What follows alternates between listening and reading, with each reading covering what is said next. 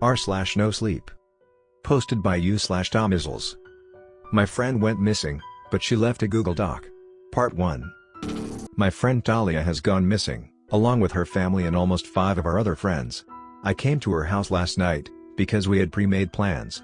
The front door was wide open, the lights were all on, but no one was home. Naturally, I tried to call the police, but for whatever reason, the landline wasn't working. So I called them on my mobile phone, however that wasn't working either. So I drove back to my house, told my parents, and came back here with my dad, with the police on the way. While we were waiting, I went into Talia's room, and found her laptop open, with a Google document, filled with writing. This is what I found. My name is Talia Reed, I am 19 years old. I am currently living with my parents, Colin and Margot Reed, in our house situated at Glenfield, Sydney. My memory is failing. 5 minutes ago, I came into consciousness in the middle of a field just by my house. It is currently 12:31 a.m., and I am making these notes in case my memory fails again.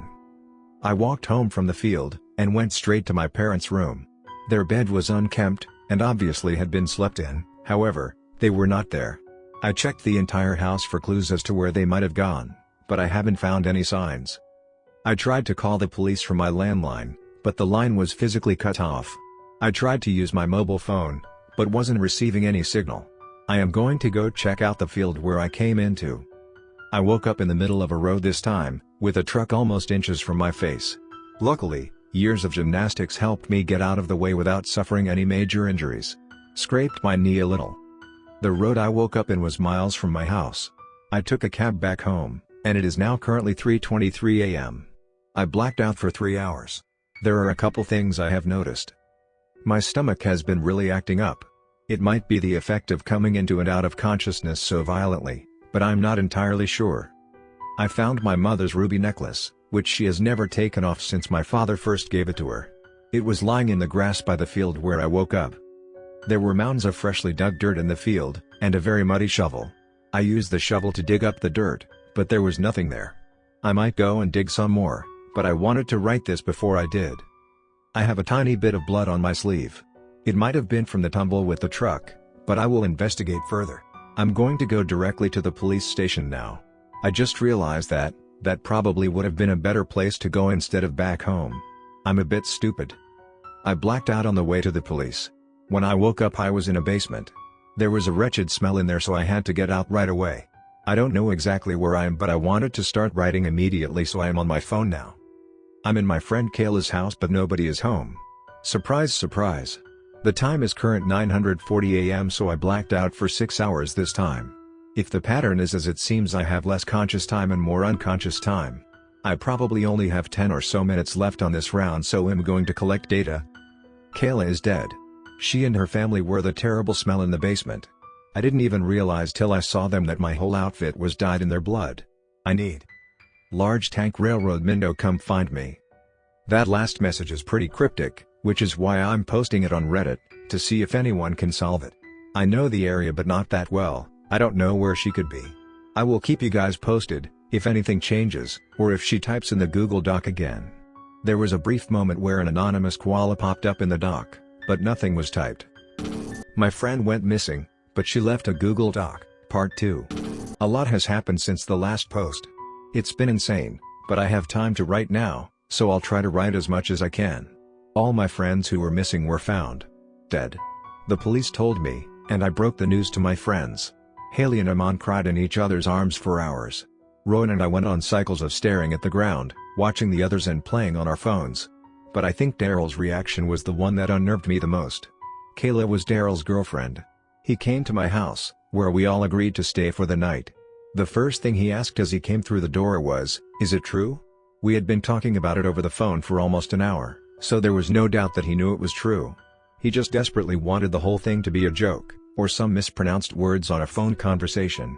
When I denied him of that, he just walked into the bathroom, slammed the door behind him, and screamed. It's hard to describe in text what it sounded like. It sounded like he was trying to rip out his throat with just his voice. Like all the pain in the world in the form of sound. Like he was trying to scream Kayla back to life. For a long time, I stared at the Google Doc, waiting for something to change or someone to log in. There was the brief moment I described in the last post where somebody appeared, but nothing was written. The police gave us a day to mourn. I spent the day with my friends, comforting them, talking about Kayla and Kara. About the time that Kayla and Kara began laughing at each other's laugh, which triggered a chain reaction resulting in the most wheezy night of our lives. We talked about Jake and Sandoz and the time Jake accidentally shouted "fucking butt nuggets," without knowing our uptight history teacher was right behind him. We tried our best to lift each other's moods, but the night ended in a pool of tears. The next day, a detective guy from the investigations unit came to talk to us. He told us in his most phony "I'm very concerned for you" voice how sorry he was. He told us to inform him right away if we hear any word from Talia.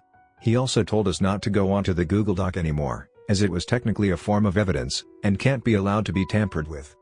He tried his best to sound like he was on our side, but I wasn't stupid. Their number one suspect was Talia, and their highest priority was to stop her, at any cost, even her life. I couldn't protect Kayla. I couldn't protect Kara or Jake or Sandoz.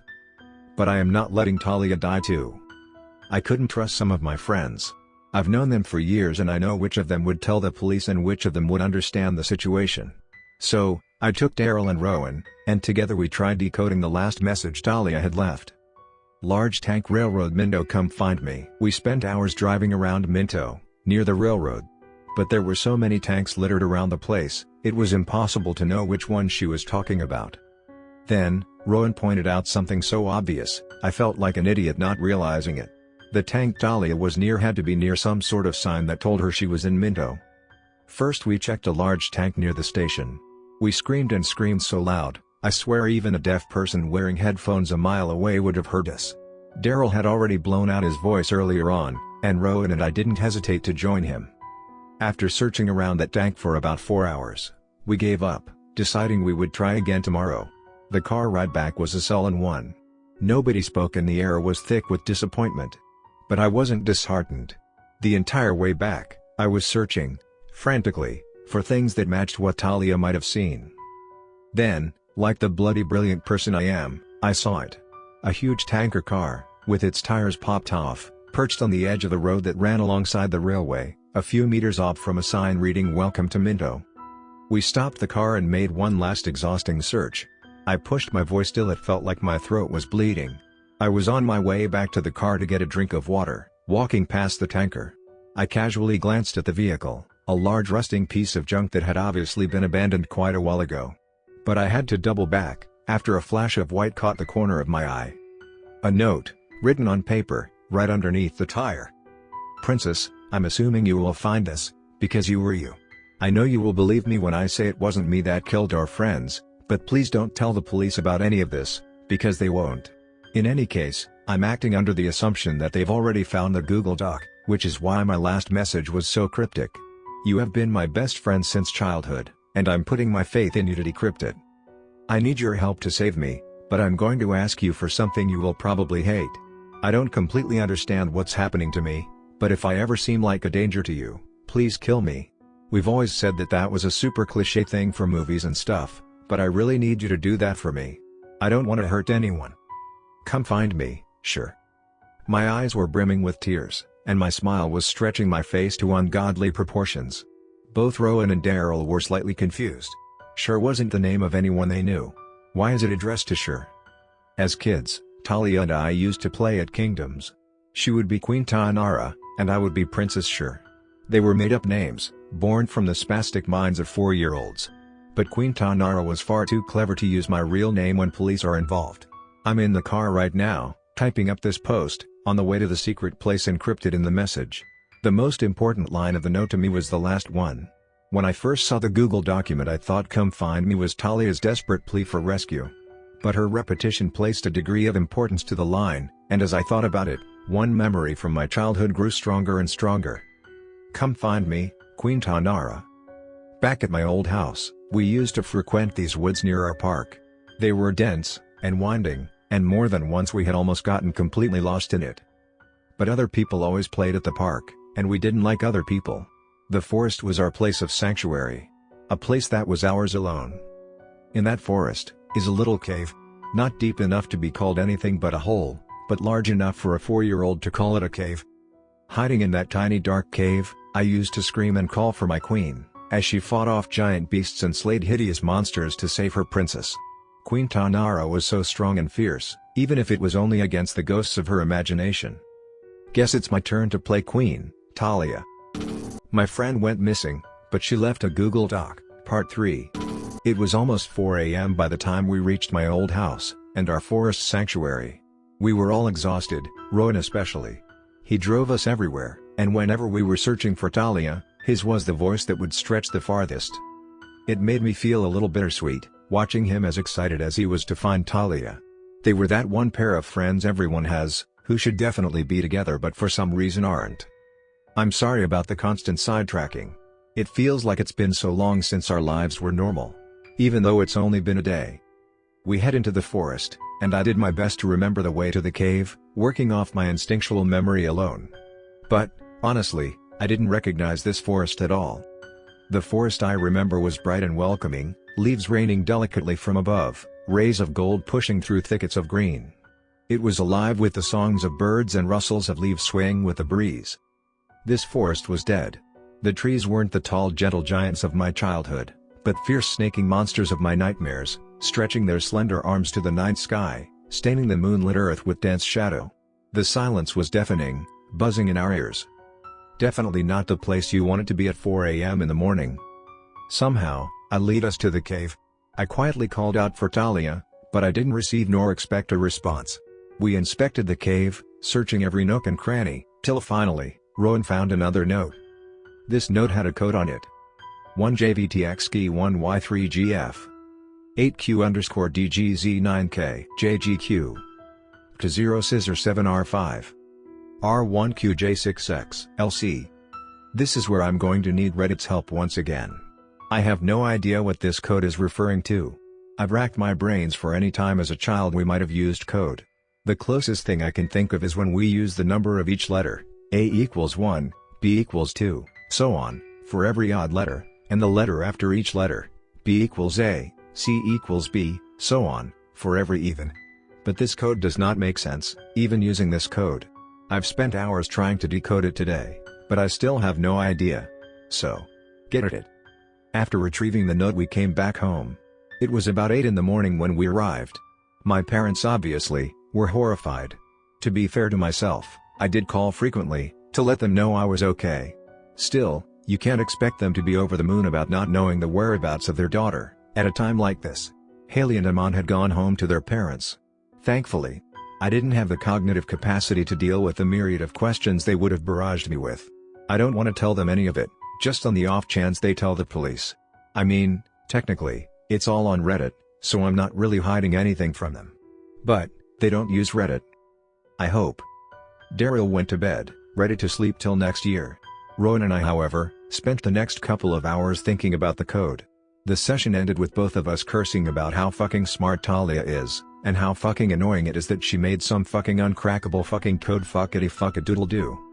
I had decided that my brain was too tired to understand what the code was trying to convey, and surrendered to my bedroom. I was just about to drift into my lovely little nap, when a sharp knock on the door jolted me awake. It was the police. They gathered us all around, their expressions laden with sobriety. Anxiety began to stir in my stomach, quickening the beat of my heart. It was that same detective who talked to us yesterday who spoke first. The rest of the police just avoided eye contact, staring straight down into the ground. Talia had been sighted near Haley's house last night. My heart sank as soon as he said it. I already knew what had happened, but I didn't want him to say it. I wanted him to shut up. If he said it, if he said the words, they would solidify the truth. I wanted them to remain the comforting jelly of mystery that they presently were. I threw my cup of water on him. Needless to say, people were shocked. The police were shocked. My friends were shocked. My parents were shocked. The detective was shocked most of all. I immediately realized what I had done, and apologized profusely. I rushed to get him a towel, and he comforted me, telling me it was all right. Quite a nice guy. Haley was killed in her sleep. I took comfort in the fact that it wasn't a gruesome death. She fell asleep, and never woke up. I still feel like I am going to wake up one of these days. that this is all a weird, really long and detailed dream. I'll wake up and go to my friends the next day and tell them about my really weird, long, detailed dream. Kayla and Kara would comfort me, telling me that it sounds scary. Haley would be texting one of her 7 boyfriends, not paying attention. Jake would be livid that I killed him off. Sandoz would be spaced out. Talia would laugh and say, I was the killer all along. And proceed to pretend kill everyone. I wonder if a day that normal will ever come again. It was another afternoon of sitting around and crying for everyone. Aman came an hour after the police left, already weeping. It was so strange to think that less than 24 hours ago, she would have had Haley to hold on to cry with. And now? Aman sat with Daryl and sobbed into his neck. Silent streams streaked down Daryl's cheeks, falling into Aman's hair. Rowan and I sat beside each other, yet again, staring at the floor. It was around this time when I received a message on Facebook. Talia Reed, come meet me at Seton Park ASAP. Rowan and I are now on the way to Seton Park, about to see Talia for what feels like the first time in a decade. My friend went missing, but she left a Google Doc, Part 4. Just wanna start this one off by saying I'm stupid. I'm a dumb, stupid, idiot, stupid dumb. Okay, now that that's clarified, let's update you guys. We arrived at Seton Park around 10 p.m. at night. The park was usually occupied for some nighttime sports, illuminated by 2 massive floodlights on either side. Tonight, however, the park was empty. Empty and dark. Appropriate for a no-sleep story. We walked around the outside of the park, looking for Talia. I wanted to yell out her name, but I had a really bad feeling settling in my stomach which held me back. We walked for a while, when Rowan suddenly stopped and looked straight ahead. His mouth curved into a broad smile. I searched frantically for what he was looking at, but there was nothing. What are you looking at? I asked. I've just had an idea. He whipped out his phone and started mashing the screen. Quick, give me the note, he said. I handed him the note, looking around to check if anyone was nearby. What is dash? I paused mid-sentence as my sweeping glance picked up a rosy-looking girl in the distance. There she was. Sitting on a park bench on the opposite side of the oval. Looking around innocently like the gentle confused boob that she was. I couldn't suppress the stupid grin on my face. Without a second thought, I ran towards her, every step closer sending waves of joy through my entire body. My first friend. My best friend. The one person I needed now more than ever. Rowan tackled me into the dirt, and wrapped a hand around my mouth. I yelled in outrage, the sound muffled by his burly fingers. Shut the fuck up, he whispered aggressively. I looked at him inquiringly. He was terrified. He let me go, and took out his phone again. What's going on? I asked. The code isn't a code, he whispered. He turned to show me his phone, which was displaying a Google Doc with a chunk of writing on it. It's part of a URL. So many times I have used Google Docs, yet still somehow, the dunce of the school is the one who recognized the URL. Each Google Doc has a specific URL attached to it, which looks like a string of code. You would go into a browser, type docs.google.com/document/d/insert code here. Talia and I have used this numerous times. A couple of stories we co-authored. A couple of school projects. Sometimes, when her parents would steal her phone, we would talk on Google Docs, to make it seem like she was doing work. Rowan showed me the document. I woke up on the side of some road. Not sure where I am. My clothes are stained with blood. From reading the other document, I think it's safe to assume it's Kayla's blood. I don't know what happened, but I guarantee the police are after me. Kayla's house has security cameras outside and they definitely caught me leaving. I left a note for sure to find. She is the one person I know will come to my side if I need her. I am heading to the forest by her childhood home, a place where I'm hoping the cops would never think to look. I killed them. My parents. Kayla. Jake. Sandoz. Kara. Everybody. I just left the cave, leaving a note with a link to this document. I can't put Shir's life at risk. I found a doctor who wrote an article about a disease that sounds very similar to my case. 18-year-old girl with memory impairment, going on murderous rampages while she was unconscious. The article had no comments and was on the 3rd page of Google, but it was the only one that matched. I messaged the doctor and we had a long conversation. He taught me how to increase my conscious time. It's been several hours since my last attack, so I guess he knows what he's talking about. Refer to your messages if you have forgotten how to do this. He's arranged a meeting at East Hills Station at 9 p.m. on Saturday night. I'm on my way there now, but, sure, if by some chance you meet me midway, stay away from me. Do not approach me under any circumstance. If I am conscious I will stay away from you, no matter what. If I am unconscious, I will probably approach you. In either case, stay away from me. Do it to save my life, more than yours, because if you die, I will too. I looked at Rowan, my face mirroring his terror. We were a hair away from marching to our deaths. I read the document again. Talia had murdered everyone. No. Not Talia. She wasn't conscious when she did it. It was something else entirely. We have to get out of here. Oh my god. Thank God you guys came. My heart leapt to my throat, as I turned and saw Talia running towards us. She looked completely normal. She sounded completely normal. Yet straight away, I knew this wasn't my Talia.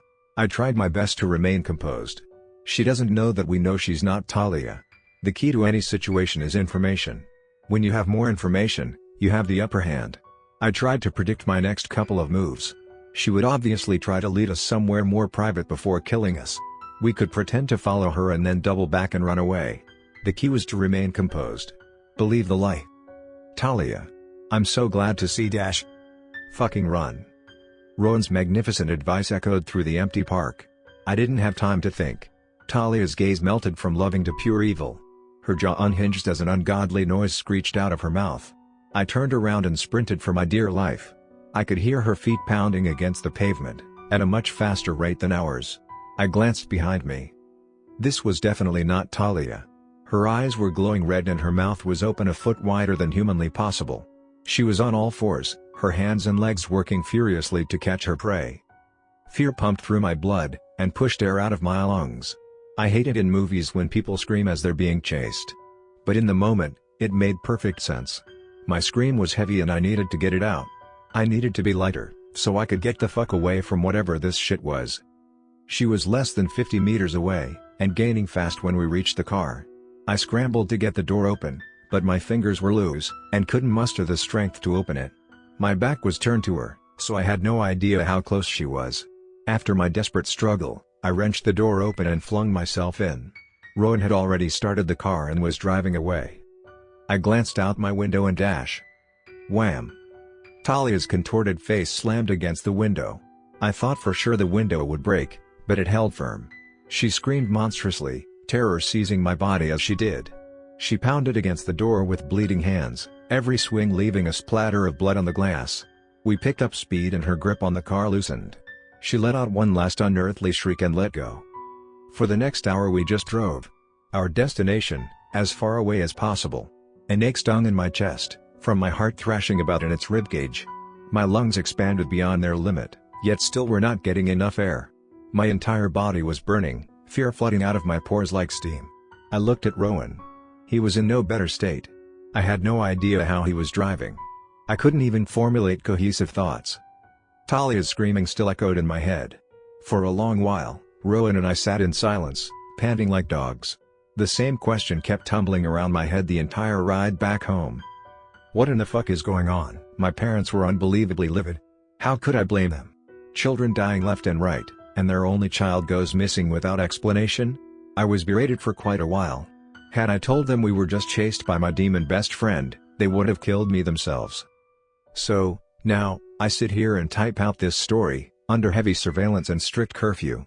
My mom and dad took the car keys and placed it under their pillows to make sure I don't disappear into the night. It freaks me out that that thing is out there somewhere. Possibly dressed like a normal teenage girl. Possibly digging into the flesh of another victim. The more I think about it, the harder it all seems. How am I meant to protect Talia from herself? How do I help out in this situation? She's heading to this Dr. Sands person tomorrow night. I might sneak out and watch what goes down.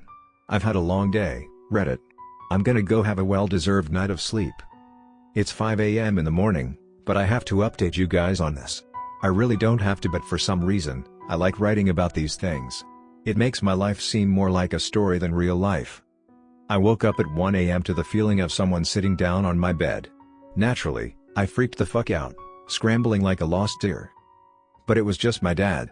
He came to tell me how scared he was the past couple of days, because of my little adventures. Apparently, The night we went to my old house, my parents drove around everywhere, trying to find us, and when Rowan and I had left without saying anything, they feared the worst and called the detective. He arrived about an hour after we did, so he was slightly perplexed when I answered the door. My dad was the closest person to me, next to Talia. He told me that he knew I was trying to find Talia, and that I didn't have to hide anything from him. I told him everything. I told him about the notes, about the forest, about Talia. The furrows in his brow deepened, and his stress was almost tangible, but in the end, he just said, "What's happened, has happened, and let it go." I told him that I was going to go see the doctor that Talia mentioned, and he said I could go, if he could come with me. This is where my father and mother differ. I love my mother, and she loves me. But a mother's concern for her children far outweighs her trust in them.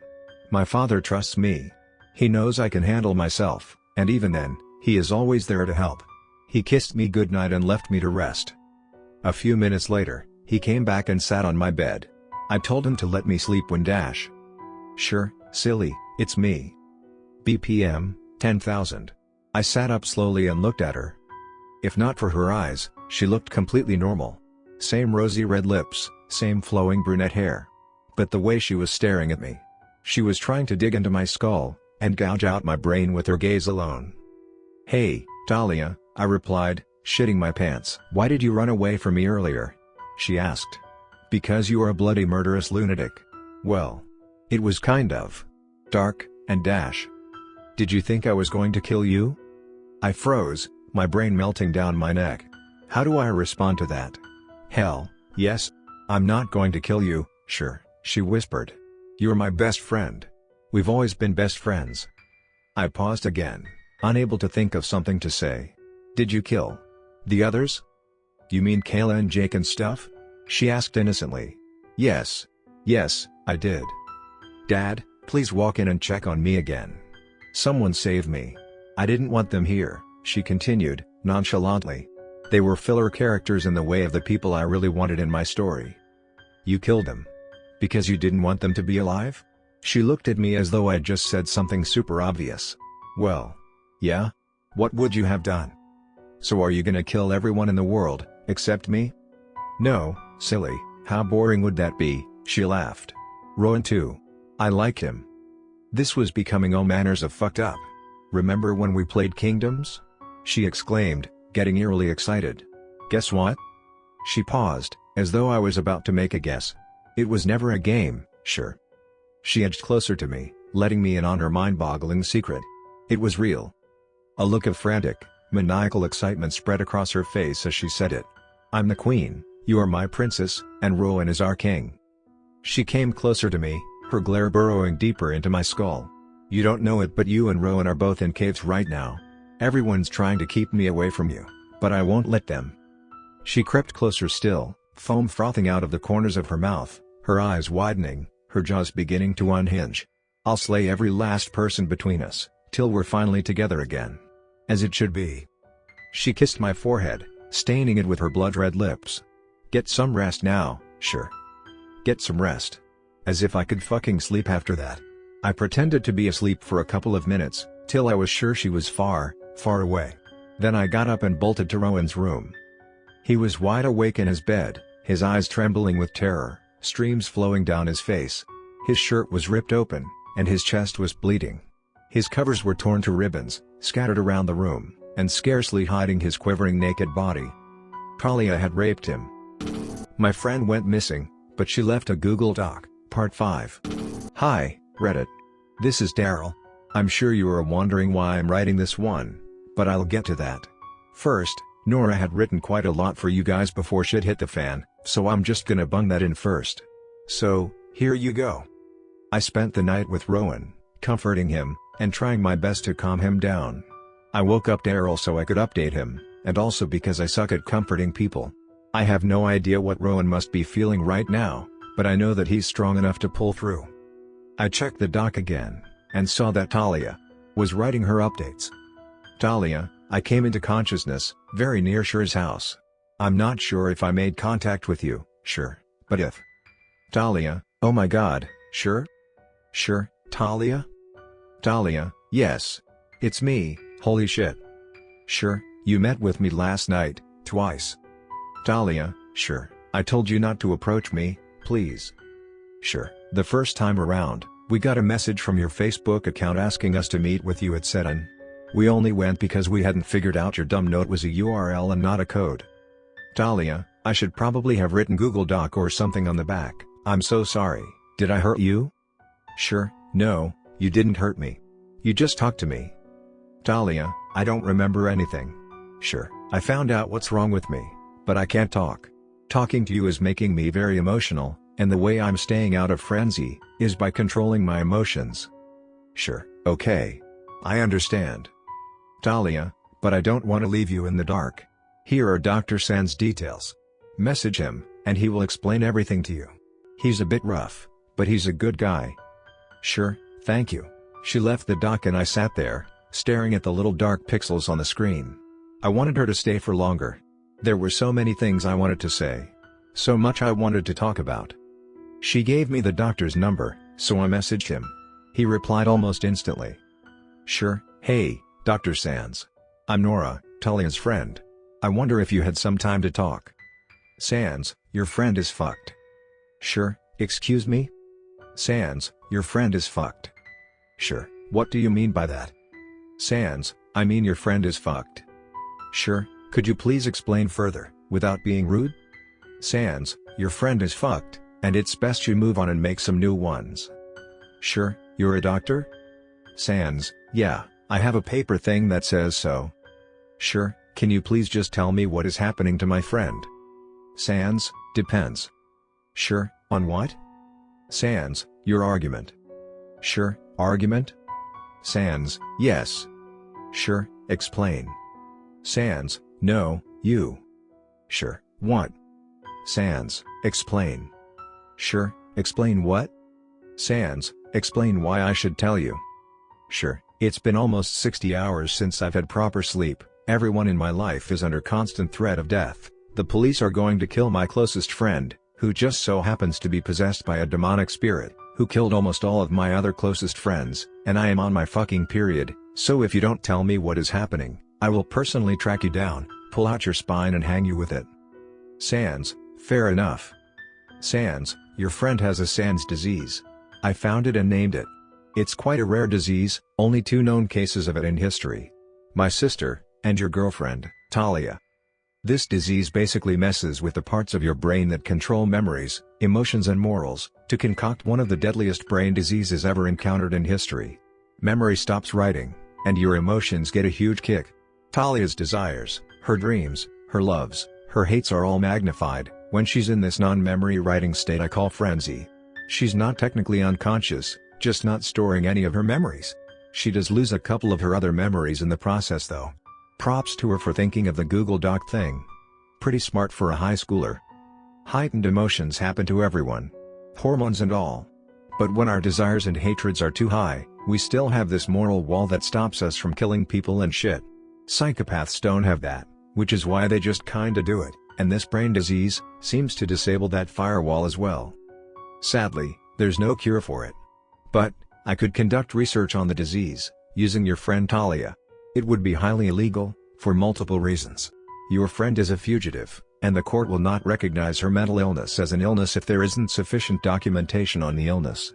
But she can't be diagnosed if she goes to jail. So basically, she can't avoid jail, without her disease being proved legitimate, and her disease can't be proved legitimate, if she's in jail. Conclusion: your friend is fucked. Sure, shouldn't they appoint a psychologist or something to look at her? Sands, the only person they could appoint who would recognize anything disease-wise about her is Dr. Sands, and they are not appointing that guy. He's not very appreciated in the scientific community. Sure, I'm sure you're not as smart as you're playing yourself up to be. Anyone can recognize she's not mentally okay. Sands, remember, she's not a demon, she's not going crazy. Her brain function is completely normal, heightened in fact. That other Talia is not a separate identity, it's her own higher functioning one. She lays traps, she can maintain a normal appearance. A court psychologist ain't gon' see shit. Her only chance is me. She's got to come to me, and let me perform illegal experiments on her, till I figure out which of the illegal experiments are relevant to her cure. Sure, how long would it take you? Sands, month? Day? Hour? I'm gonna take her to my lab today.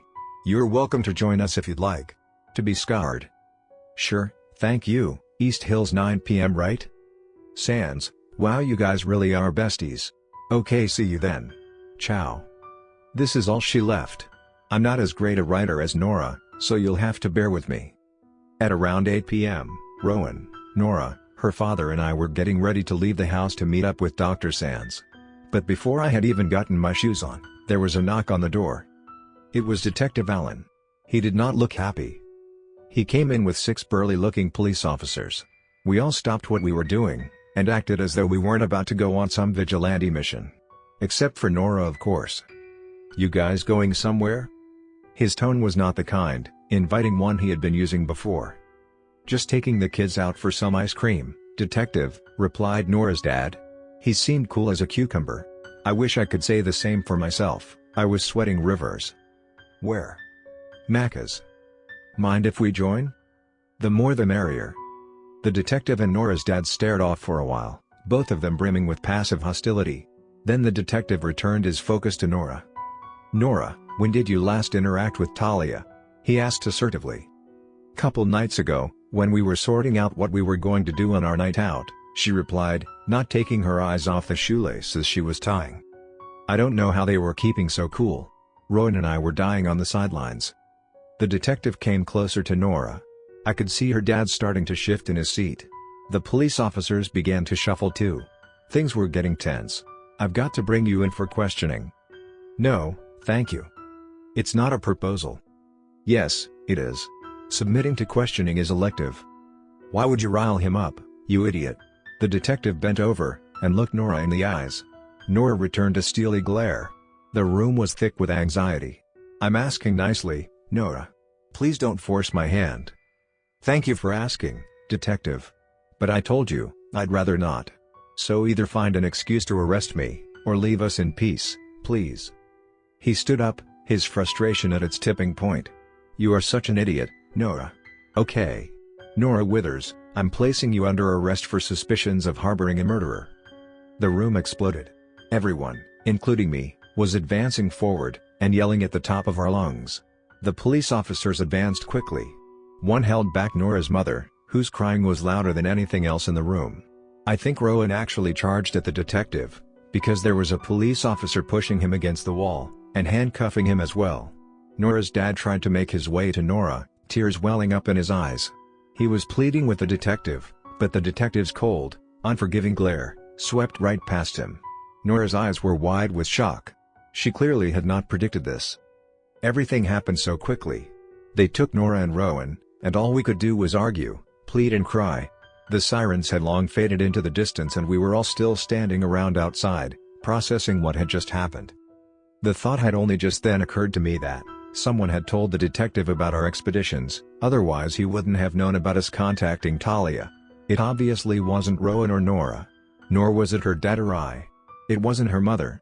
She was disapproving of our ventures, but the fact that she was currently lying on the grass sobbing into the dirt meant she would never have done this. Which left one person. Aman was sitting on the stairs that lead up to the front door, weeping into her palms. Why did you tell them? I wanted to be nicer, but just watching her disgusted me. She could barely form words, she was sobbing so hard. The rational, calm part of me really wanted to ask her later, but the irrational, fuming, 2 of my friends just got arrested because of this bitch me pressed on. Why did you tell them? I whispered it this time. I found that whispering scares people a lot more than shouting. She responded this time, hiccuping frequently. I was scared. I didn't want anyone to get hurt again. Do you understand that Talia is going to die? Or go to prison for the rest of her life? I know. I didn't want to do it. But I just Haley and Kayla and everyone I didn't want. She trailed off into a mess of unintelligible slobber. But for what it was worth, I didn't blame her one bit. After the things we've been through, who could? I'm sure you guys are picturing a cold, dark room, illuminated by a single lamp, a giant, silver, one-way mirror, 2 badass-looking cops, the slender one in a collared shirt, with his tied-on loose, the burly one with a trench coat draped over his shoulders, both with vicious, stern looks on their faces, both sporting massive cigars between their teeth. But the questioning wasn't at all like that. They took me to a place that looked more like a doctor's office than an interrogations room. The guy asking me questions was quite nice. He let me know all of my rights, and all the reasons why I was arrested, before proceeding to the questions. Turns out, someone had offered to be a witness in court, testifying to overhearing a conversation between Rowan and I that suggested we were accomplices to Talia. I could only think of one person in our house who would do that, and before you guys comment your curses, I completely understand it. Aman, like all of us, is in a difficult position right now. If I was to liken her to my earlier comparison of mother and father, she would be a mother. She only cares for our personal safety, and wants what is best for us, but in that endeavor, prevents us from taking any risks, lacks faith. People like Aman don't understand that if you are not ready to risk your life for something, your life isn't worth anything. Be that as it may, she is a kind, gentle person, and it took great courage for her to do something like this, and I am proud of her for taking that step. The detective let us go after a night in custody, making it clear he was only trying to assert his position.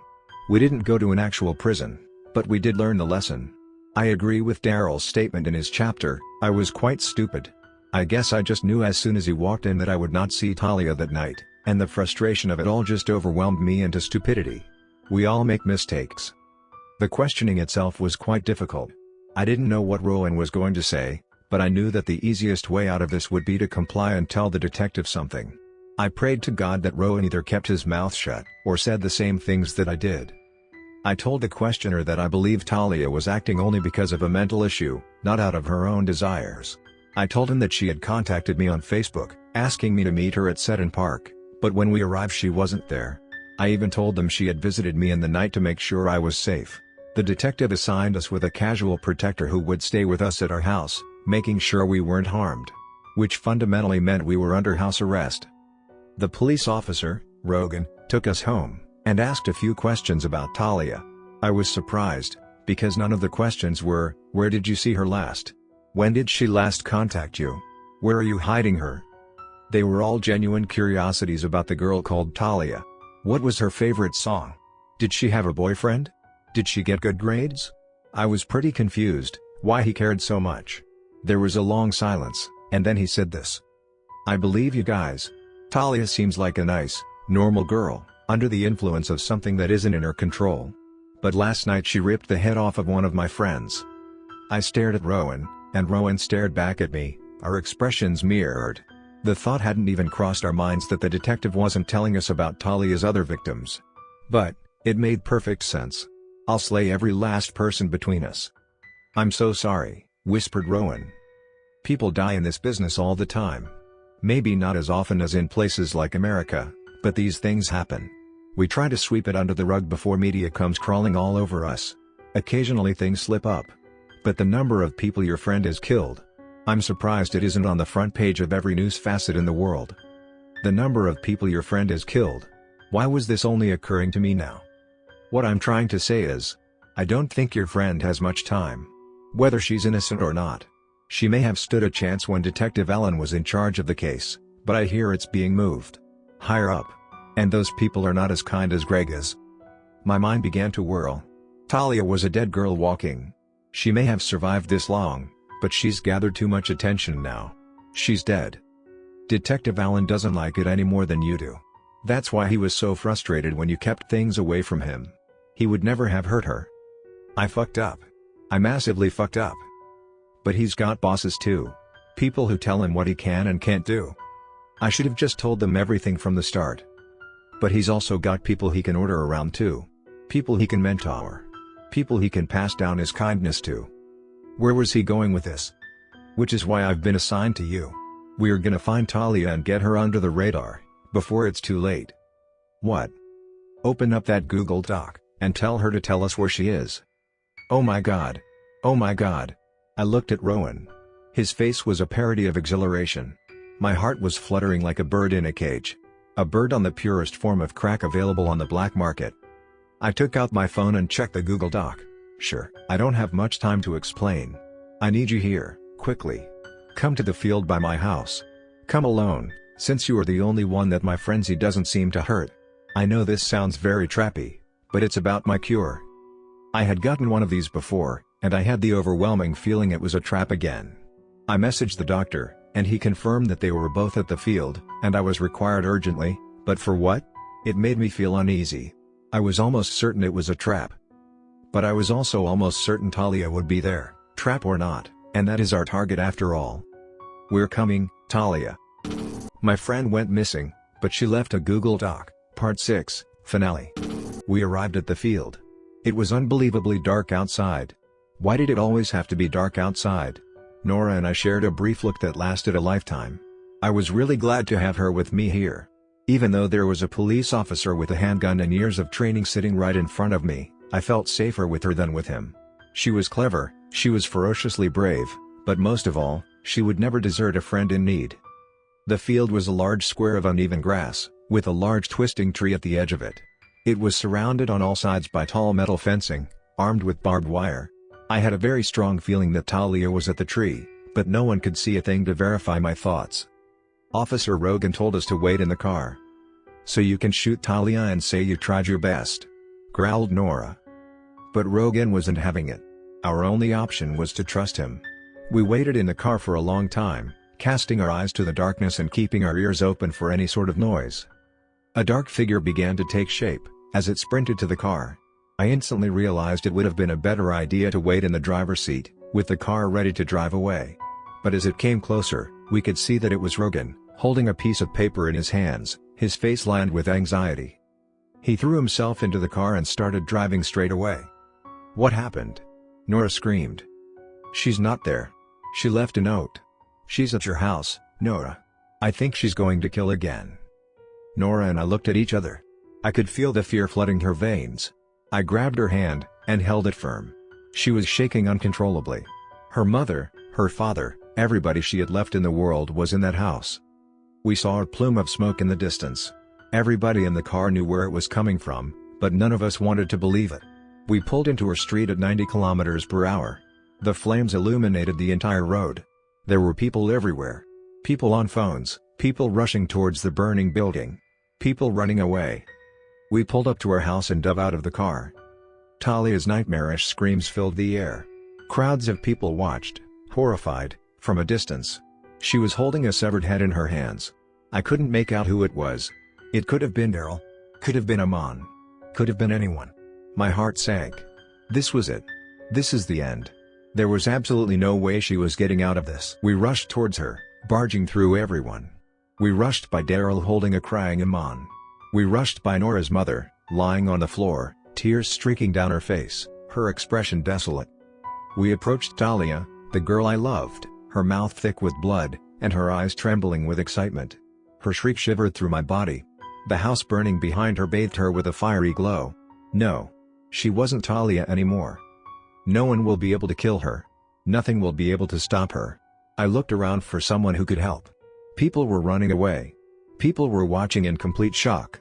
People were screaming into phones. Daryl and Aman were wailing, their voices thick with fear and misery. Nora was staring in shock, quivering with fear as she realized whose head Talia was holding. Rogan was backing away, the toy in his hand slipping between his fingers. Only me. Nothing Talia could do, could hurt me more than she hurt me by becoming this thing. Brave words. But I was still frozen with fear. I begged my body to move, but my body refused. I was just like the rest of them. Useless. Capable of nothing but gaping in awe. It was Nora who moved first. She approached Talia, with the gait of a girl walking off the edge of the world. Talia's rage elapsed, as she watched her empty-eyed, sister-in-bond approach. A loving smile spread across Talia's face, that almost made her seem human. It was only then that I noticed the gun that Nora had picked up when Rogan had dropped it. When she raised it from her side, the whole world stopped turning. The flames stopped burning. We all stopped weeping. We all just watched.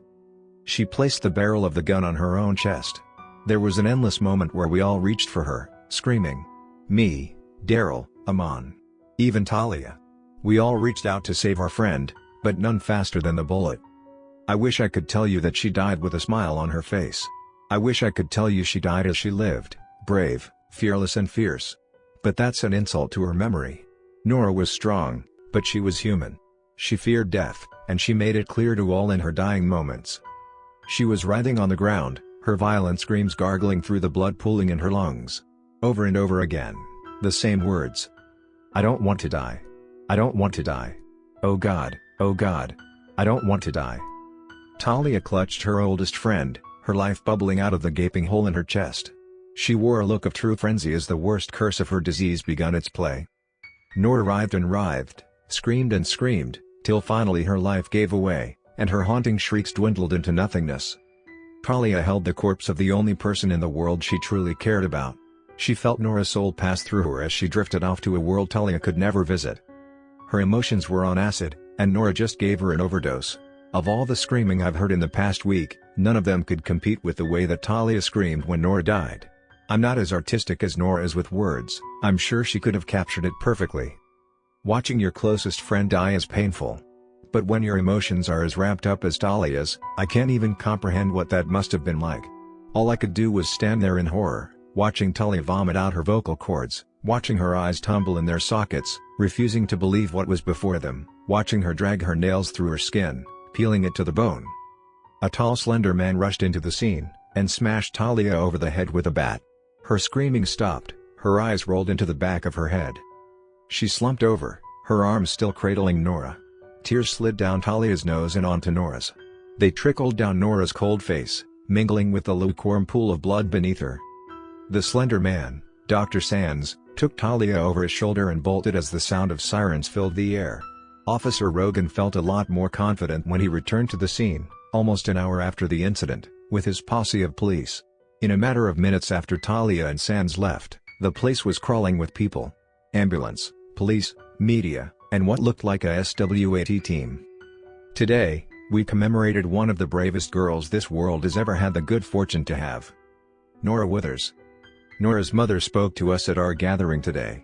It wasn't a eulogy, because it wasn't really a funeral, but it was a touching speech nonetheless. She spoke of her daughter's bravery and her honor, of her strength in tough times, and her warmth on cold nights. But I could hear the hatred under that whimpering voice. She was so angry. What everyone mistook as quivering in misery, I recognized as quivering in rage. How dare she? How dare she value her bravery and honor over the woman who loved and took care of her since air first filled her lungs? I messaged the doctor today. Talia had come out of her frenzy, but upon hearing what she had done, tried several times to kill herself. Sands has her strapped down, but has not guaranteed her safety. He said she won't eat or drink anything. All she does now is cry. Daryl, Amon and I visited Nora's house after the service. We spent a long time sitting in Nora's room. It took 5 minutes, but it was the photo of Nora and Talia sitting on her bedside table that triggered our collective emotional breakdown. For a long time we just sat there and cried. And after that, we cried a bit more. We eventually calmed down and begun talking to each other, when Amon mentioned Nora's laptop. It was still on, and there was a Word document open on it. I've got a plan to stop Talia. It's a last resort measure, but if it needs to be done, I will do it. Sands told me that Talia's disease causes her emotions to be 10 times stronger, which means they are also 10 times more susceptible. Anything traumatic will send her spiraling into a curling ball of defeat. But she has made her intentions clear. She doesn't care about anyone at all, apart from Rowan and I. When it comes to it, if it comes to it, I will have to die. My death, I'm hoping, will be the only thing to trigger her enough to stop her from wreaking havoc. But, if I die, there are a few things I would like to clarify, which is why I am writing this. I hope one of my friends would be kind enough to post this into the Reddit series I've been writing. Talia Reid is a good person. My last moments were the undeniable proof of that. She loves stronger than anyone else I've ever met. It is not her fault that she is sick. My death is not her fault, nor any of the others she has caused. The entire point of this series was to clarify to everyone who will hear this on the news or from their friends, that the truth is, Talia is good. I've known her since she was a child and I've watched her grow up into the beautiful person she is today. She is one of the only truly good people left on the planet. She is kind when you are hurt. She is loving when you need love. She is fierce when you need protection, and she will do anything for the people she loves. A lifetime of watching her cut down my enemies from inside my little cave has inspired me to be more like her. Watching her defeat her monsters, with not a drop of fear in her blood. I wish I could have been more like her. My queen, I know that you are struggling right now. I know you don't trust yourself, and if you know that I am dead, you are probably trying your best to die as well. But listen here, you little cunt. I own you. You owe me your life. I have gone through thick and thin to save you from everyone. You owe me, everything. Which means, you aren't allowed to kill yourself. Your life is mine, bitch. So, go to Dr. Sands, let him cure you, and make your best effort to make yourself happy, because that is what I want you to do with the life I saved. And when you are all patched up, do me a tiny, insignificant favor. Go back to the little cave, and leave this message on the wall. It's stupid, but it'll make me feel better. I want our friendship to be immortalized. Queen Tanara and Princess Shur, forever.